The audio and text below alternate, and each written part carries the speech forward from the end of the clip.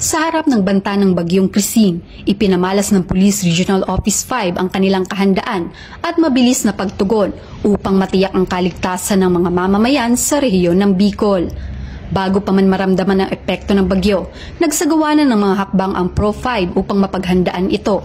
Kasama sa mga hakbang na ito ang pagpupulong sa mga lokal na pamahalaan at iba pang ahensya upang pag-usapan ang mga contingency plan at pagpapakalat ng impormasyon sa publiko hinggil sa mga dapat gawin bago, habang at pagkatapos ng bagyo.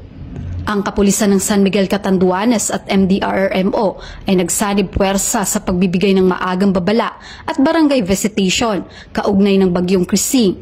Sa pamumuno ni Police Major Jonel Bungoyan, COP, agad na kumilos ang San Miguel Municipal Police Station, katuwang ang MDRRMO sa pamamagitan ng pag-activate ng Early Warning System Siren bilang tugon sa inilabas ng Pag-asa na Signal Number 1 para sa bagyong Christine.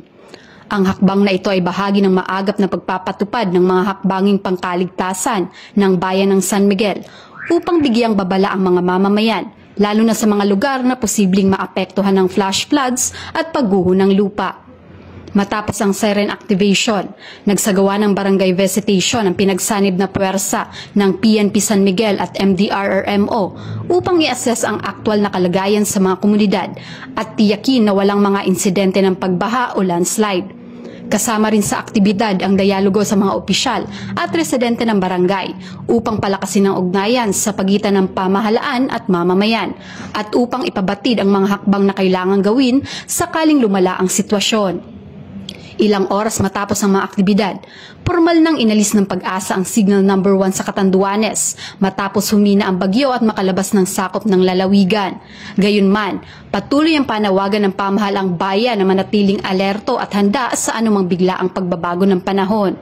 Ang kahandaan at mabilis na pagtugon ng Pro-5 sa bagyong Christine ay patunay ng kanilang dedikasyon sa tungkulin at malasakit sa kapakanan ng mamamayan.